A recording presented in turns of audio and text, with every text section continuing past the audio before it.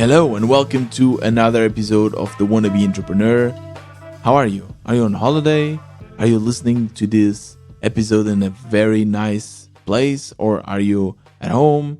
Are you walking? Actually, recently some of the listeners of The Wannabe Entrepreneur did something really cool. They start sharing pictures of their surroundings while they were listening to The Wannabe Entrepreneur.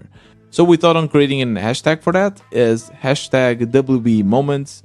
So go ahead, take a picture of your surroundings. Doesn't matter if it's your house, if you're walking, whatever, and share it on Twitter. I want to see where you are listening to the WB podcast.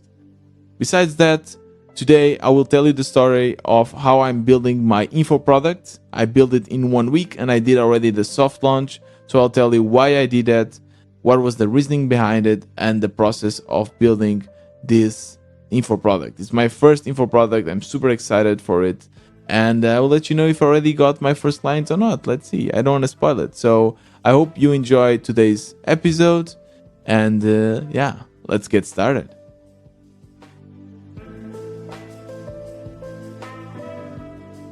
Last week I told you about the conversion rate of my community, the WB space, and it is about 1%. After asking around, I realized that this is actually super low.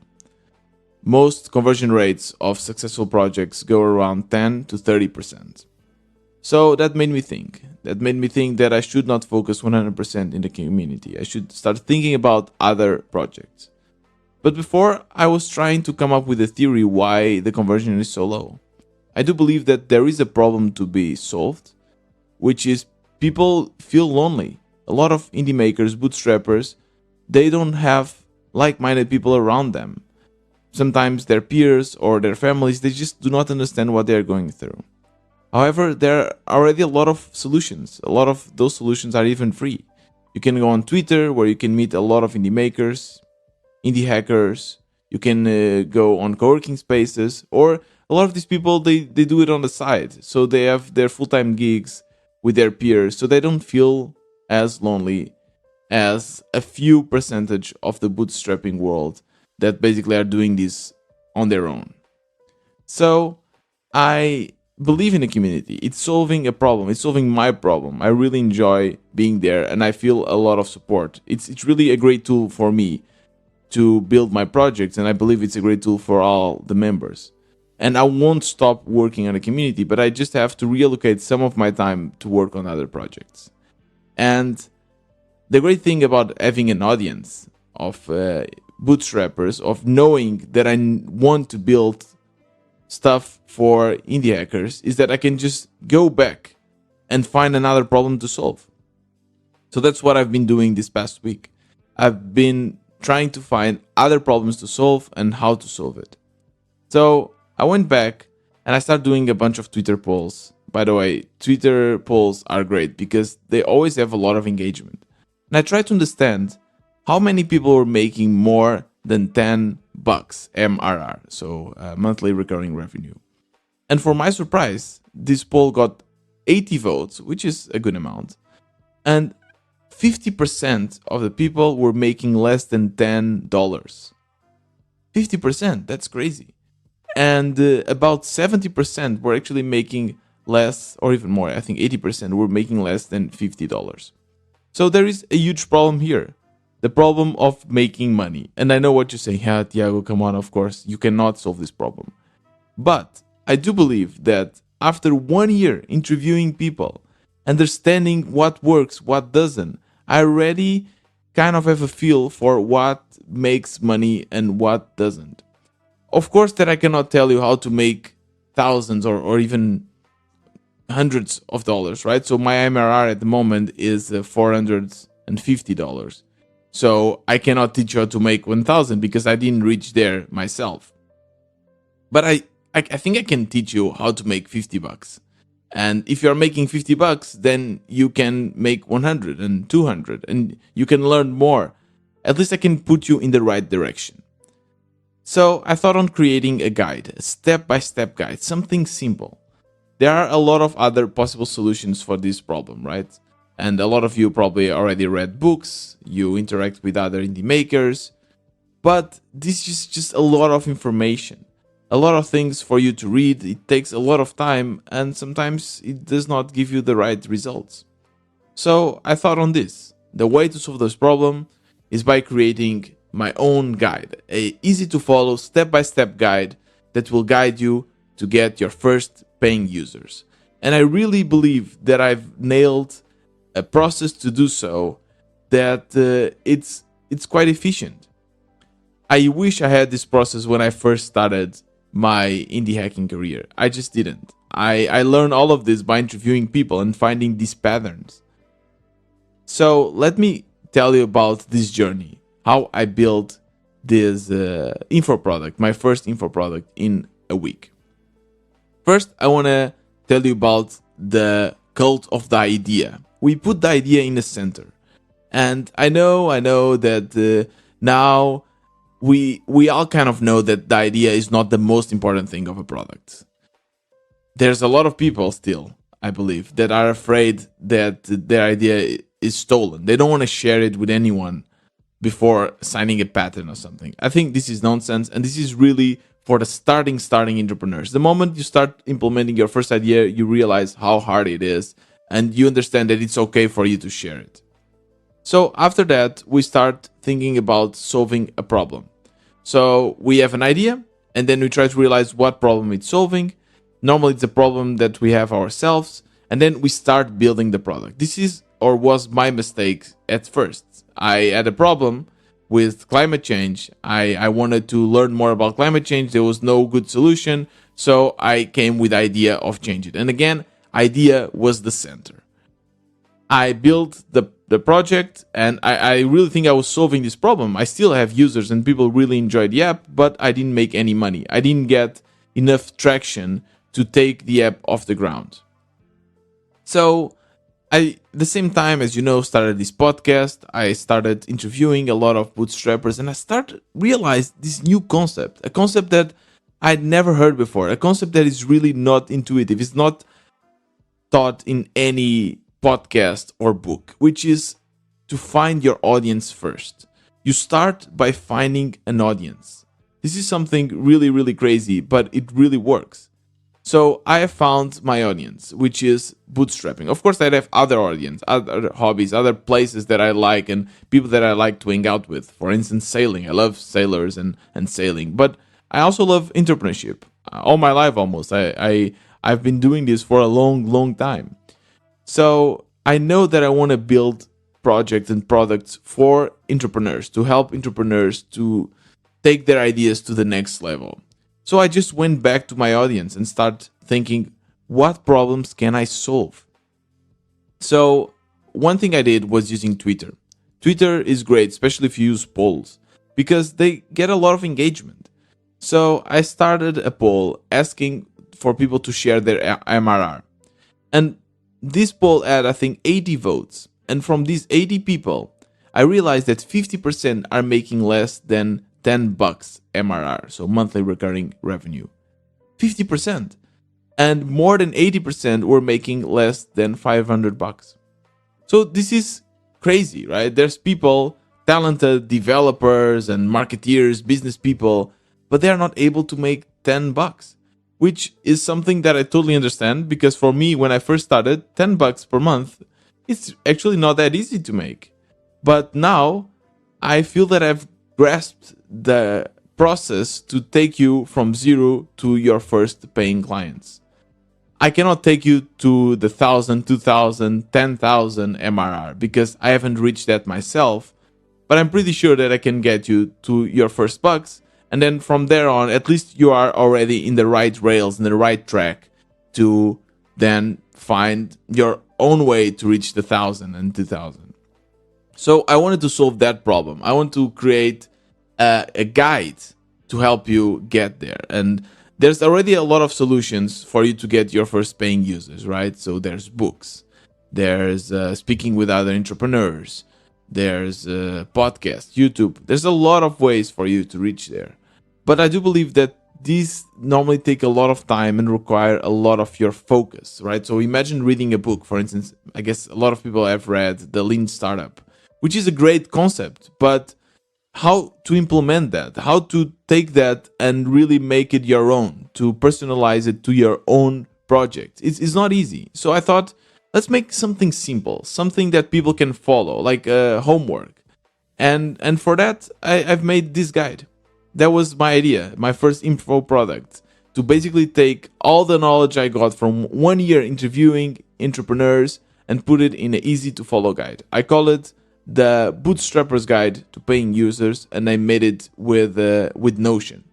So at first, by the way, this was my first my first step was definitely to make sure that this was a problem, and I did that by using Twitter. I asked around, I asked the community, and I realized that maybe there's something here.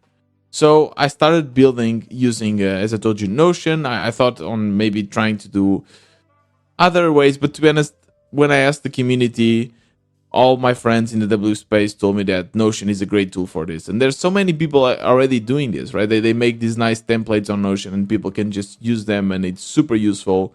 So I thought, okay, let's do it. I found a nice template by my friend Luca. He also did a similar, or yeah, he used a really great template for a guide on how to build your SaaS. And I use this as a base and I start building. And again, the moment I start building, I start interacting with my audience. I start sharing this with the community, with my friends, and they start giving me a lot of great feedback. So this allowed me to iterate over my MVP super fast. And of course, that the idea, the concept of how the guide was structured, I already had it because I learned this from my interviews. But it was also interesting for me to put this on paper because I had this on my mind, but I don't know if you ever had this. When you start writing things down, all the concepts become clearer and you start really researching deeper and deeper the things that for you are just intuitive, right? That's why it's so great when you teach something to others, because they start asking you why, and you start realizing the dogmas you have in your head. Like there are certain truths that you give it as a given. For you, it's like, yeah, this is truth and I don't really understand why, I just know it works. And when someone asks you why, then you really understand it. So that's why a lot of people say that the best way for you to learn is to teach. I started writing the guide. I realized as well that it was important not only to tell the steps that people should follow, but kind of explain why. So I went to my podcast and I created little snippets from the interviews.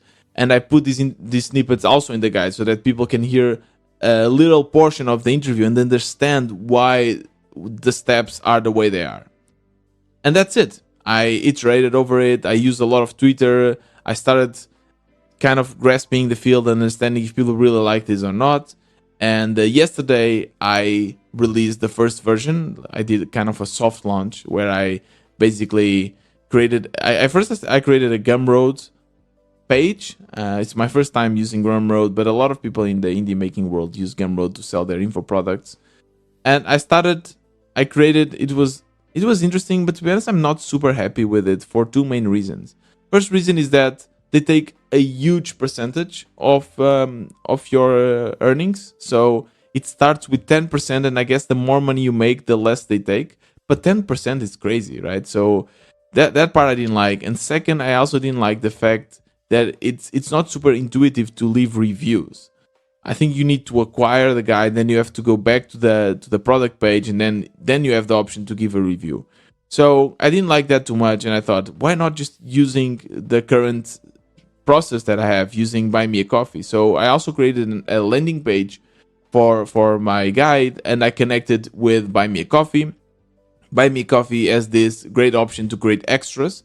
So I created the guide as an extra. It costs $15, and that's it. I connected with my website, and I really prefer this option. The only problem is that I don't have the social proof because there's no way to leave reviews. But I will probably use Gotham Products.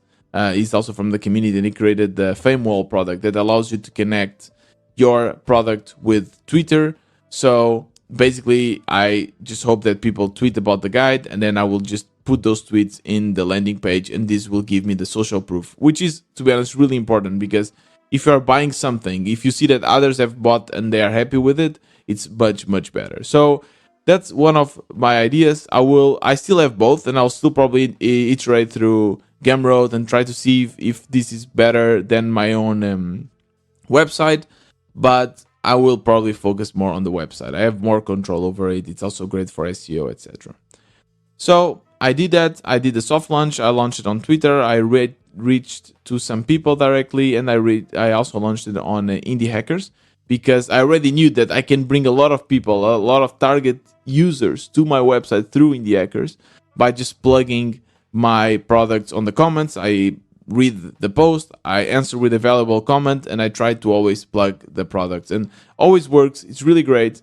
And not long after doing my first Indie Hacker plugging, I got my first buy. The first person that actually, or my first sell actually, the first person buying the guide, $15. They got the guide. So for $15, you got the guide plus 1 month of free access to the community, which is great. In reality, then your guide will only cost $5.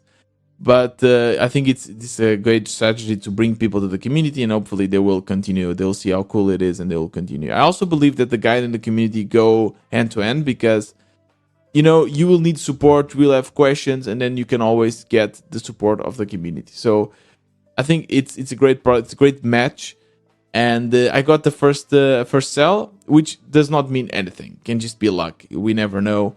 But I will just keep on trying to push and trying to get the Indie Hackers going, get some traffic in the guide, iterate on the landing page, iterate on the guide, because the moment you buy the guide, you buy it for life. So you will get all the updates and everything, and I will really try to work together with the users, see if it's actually working, and see if people are happy with it. So yeah, in a week, I created another product, another source of income. It's still connected with my audience, it's still connected with the community, and I will let you know next week how this goes. But I'm really, really happy. Besides that, this week, I have a friend here, is also Portuguese, but he's been living abroad, but is working remotely with me, and we've been going from coffee place to coffee place, which, to be honest, is really nice. I really enjoy this. You get to know your city, you get to know other great coffee places, and you just get out of the house, and it's a great way to work, to be honest. More and more I want to do this, and I hope that if you are in Lisbon, by the way, and if you want to do some co-working from a coffee place, let me know, and I'll probably join you, because I really, really enjoy this way of working. It gives you much more freedom. So yeah, I think that's it for today. I hope you enjoyed these episodes. And if you have any questions regarding how to build info products or about the guide, let me know. If you want to buy the guide, it's $15, as I told you, plus access to the community is a one-time payment. So it's also a way for you to support me and support this podcast. So the link will be in the description. Besides that, there's the awesome WB merch. Every time I go to a coffee place, I always bring the t-shirt of the Wannabe Entrepreneur. I really hope that someday one person will tell me, "Hey, you are from the Wannabe Entrepreneur. I know you." That's great. So let's hope for that. So you can buy it at store.wannabe-entrepreneur.com. Or you can, of course, join the WB space for $10 a month, and you can join the community of bootstrappers, all of us working in our own projects. Last but not least, our accelerator is about to restart. So the next batch of participants, we already have a lot of people lined up. So it's a 10 weeks program, and there will be teams of people working together in kind of a mastermind group. This time I'll also try to get some experts that will help you and guide you through the process. So if you want to join now, it will start next Monday. So we are waiting for the sign up, right now. So if you want to sign up, make sure to join the WB space, and as fast as possible, because the signups are about to close. This was another Wannabe Entrepreneur. See you next Thursday.